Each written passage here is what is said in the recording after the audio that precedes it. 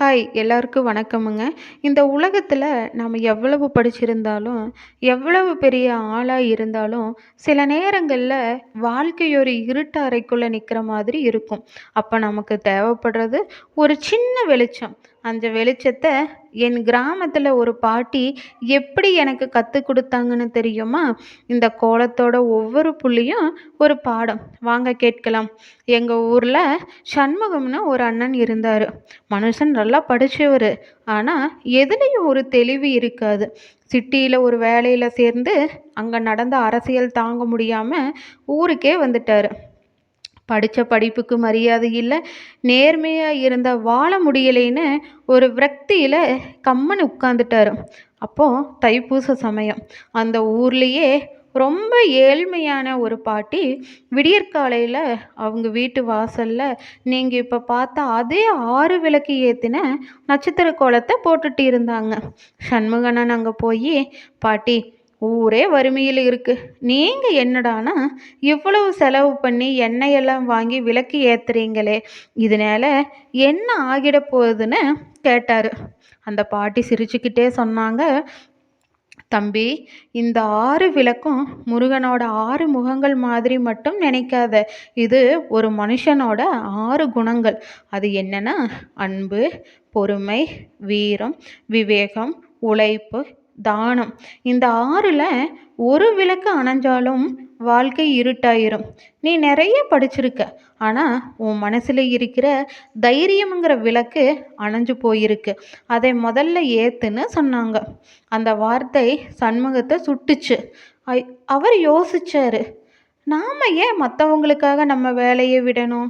ஏன் நம்ம ஊர்லேயே ஏதாவது செய்யக்கூடாது? அப்போ அந்த கிராமத்தில் விவசாய விளைபொருட்களை இடைத்தரகர்கள் ரொம்ப கம்மி விலைக்கு வாங்குகிற பிரச்சனை இருந்துச்சு. சண்முகம் தன்னோட விவேகத்தையும் உழைப்பையும் முதலீடாக்கி ஊர் இளைஞர்கள் எல்லாத்தையும் ஒன்றா சேர்த்து ஒரு விவசாய கூட்டுறவு சங்கம் ஆரம்பித்தார். முதல்ல யாரும் நம்பலை. ஆனால் அவர் முருகனோட வேல் மாதிரி உறுதியாக நின்னார். தர்மம் எங்கே இருக்கோ அங்கே கந்தன் இருப்பான்னு பாட்டி சொன்னது ஒரு வேத வாக்காக எடுத்துக்கிட்டாரு.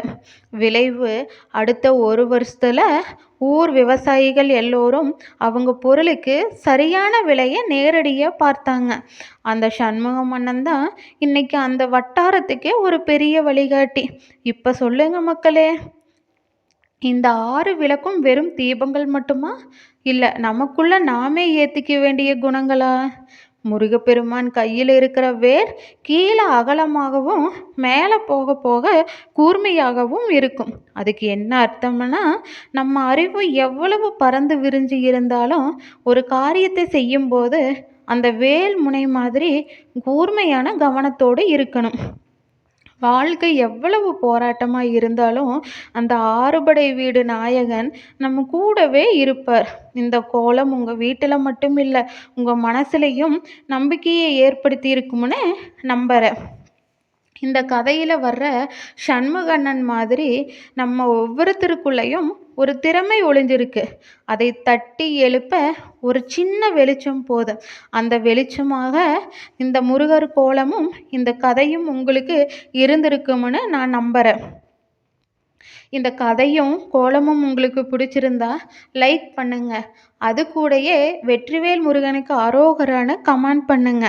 இதே மாதிரி இன்னும் நிறைய கிராமத்து கதைகளோடவும் அழகான கோலங்களோடவும் உங்களை சந்திக்கிறேன்.